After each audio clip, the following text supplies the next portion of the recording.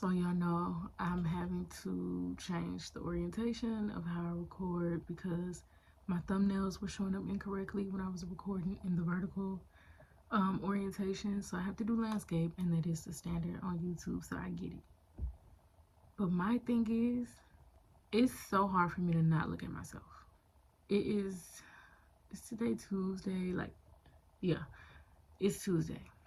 Week 3 is about recovering a sense of power. So I really like this part of the book, and I'm gonna read it and then talk about how it relates to me personally because it just feels necessary.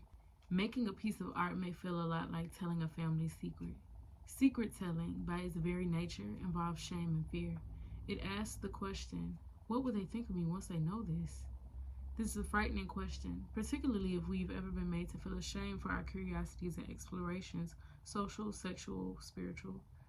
How dare you? Angry adults often rage at an innocent child who has stumbled onto a family secret. How dare you open your mother's jewelry box? How dare you open your father's desk drawer? How dare you open the bedroom door? How dare you go down in the cellar, up in the attic, into some dark place where we hide those things we don't want you to know? The act of making art exposes a society to itself. Art brings things to light. It illuminates us. It sheds light on our lingering darkness. It casts a beam into the heart of our own darkness and says, see? And I like that. And that's why I wrote my book. To me, the title is Secrets That Tell Themselves because it's a collection of things I've written over years, poems and other writings. I don't know how to classify my art. I'm not a technical writer. I just write. I don't know what to call it. I just write. And I compiled all these pieces into a book. And so I called it Secrets That Tell Themselves because to me it's like everything will always come to light, whether it shows up on your face, whether it manifests in how you feel in your body, whether it's reflected back to you in something that you're watching. All these secrets that we try to hold will always try to pop its head out and remind us that it's there. And so that's kind of my way of saying like secrets that tell themselves because the secrets are telling themselves. Like they find a way to let themselves be known, and then people like me, people like us, we choose to tell them very clearly and very boldly, and I almost said fearlessly, but with fear, but with truth and honesty. So yeah, I also think about SZA and how she talked about her most recent album SOS, and I'm gonna put the quote here because I don't want to misquote, but she said something about just these acts of embarrassment, like a lot of what she writes about. It's just what have I not told, and I love that because that's how I create too sometimes.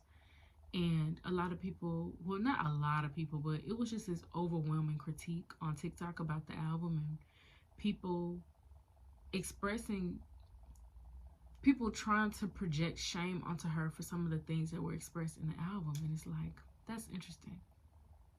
Because I bet if you sat with yourself long enough, you might find some things that come up that you feel ashamed about too. And you'd be too embarrassed to put it on Front Street the way some artists do.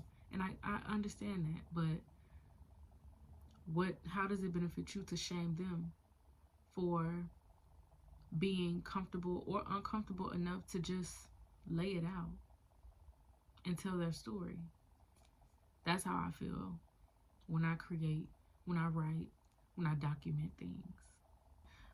Also related to when it talks about shame and stuff, I think a lot of abuse thrives in secrecy. Like that's why I'm so willing to tell certain things, especially because I just think of how many times I came to certain realizations about things that happened in my life or understanding what it meant and what wasn't okay because someone else shared their story. I think a lot of abuse thrives in secrecy because, especially like growing up, what happens in this house stays in this house, or just like not even just meaning in the house, but what happens in this family stays in this family. What happens when we go to the store stays between us. Everything stays between us, and it's like, for me, a lot of times I felt the pain. I felt so much anger, so many things that I didn't understand because I couldn't talk to nobody about it. I'm having a turkey burger for dinner with tomatoes on the side. And it's on a sushi board because why can't I serve myself like I'm at a restaurant just because it's Tuesday? I promise it's a different day. I still have this on because it's my bed hoodie. It's my room. It's my bedroom hoodie. I went on my artist date today and it was really, really fun. So of course in this clip I'm tracing with my new tracing pad, and I didn't know it was blurry until after I watched it back, but it kind of worked out because I came up with another custom tattoo for myself, and I don't show those things until they're on my skin. So yeah, it's Thursday. I thought it was Friday, but I'm glad it's Thursday because I'm behind once again. But it's okay. I'm not behind. I'm just on my own time. But it's just cutting close. Because, you know, my Artist Way weeks go from Sunday to Saturday. I've not done one task. I'm still reading the lesson from week 3. And I don't like to read the tasks until I get to that page. But I'm going to stop doing that because I feel like that's my downfall. Like, especially because when I go to the task, when it's time for me to do one, I like to take time to really be intentional about how I answer or whatever the case may be. And I think when I'm doing it so close to the end of the week, I don't try to rush myself, but sometimes I just need more time.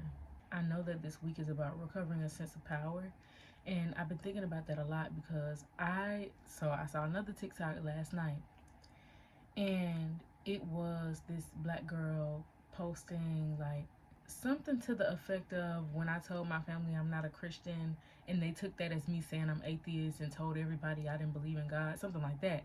So I posted it on my Instagram. It's that because that sparked something in me too, because the same thing happened to me. Like, well, first I stopped going to church and then I told them I'm not a Christian. And when I stopped going to church, it was like this whole big fucking deal. In this sense of power thing that week 3 is about, it made me think about how when I stopped going to church, it wasn't necessarily because I didn't want to go to church. I just didn't want to go to that church. It was boring. I didn't like the music. They never had snacks. Like, I was not really more to it than that. Like, it's weird to me that as younger people, as children, we're born into, or as humans, we're born into families and they get to make every decision for us. What school we go to, what church we go to, what camp we go to, everything, where we live, everything.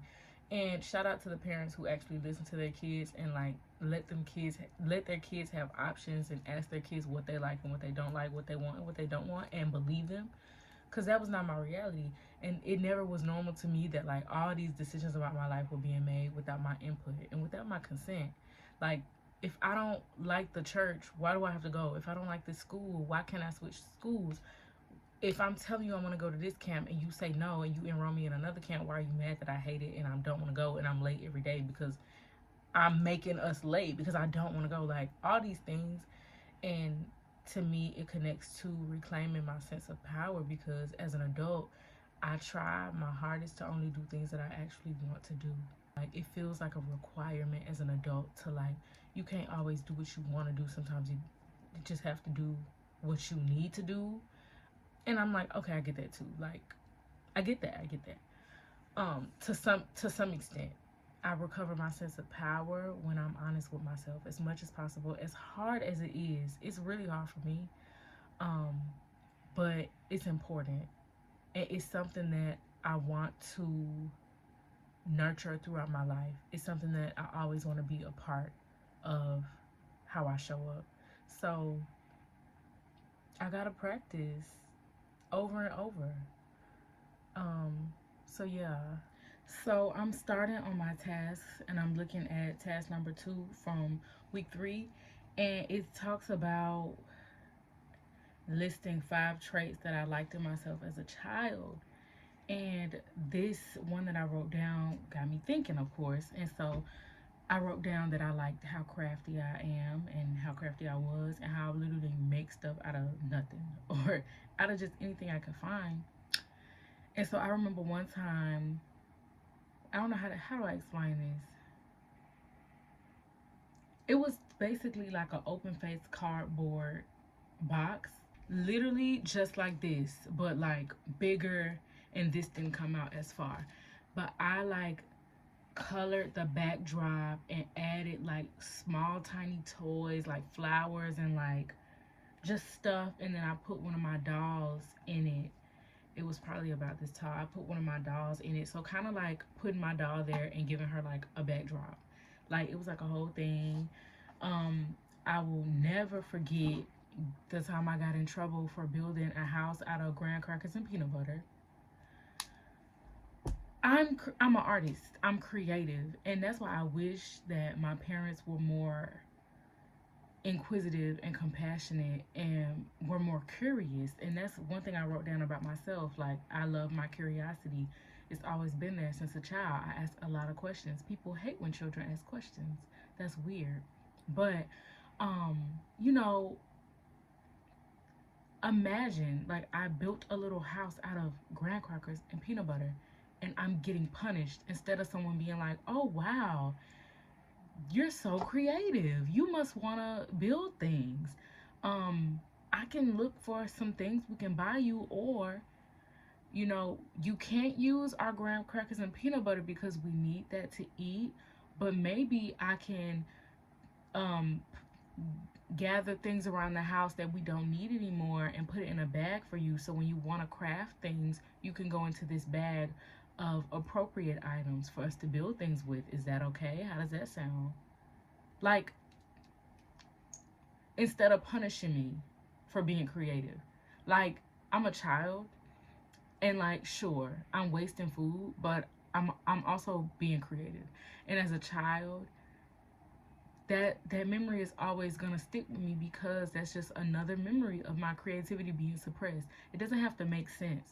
Like, sure, wasting food, that's a whole thing. But again, there are ways to make rules and set boundaries in the household without suppressing or interfering with or criticizing a child's artistic expressions.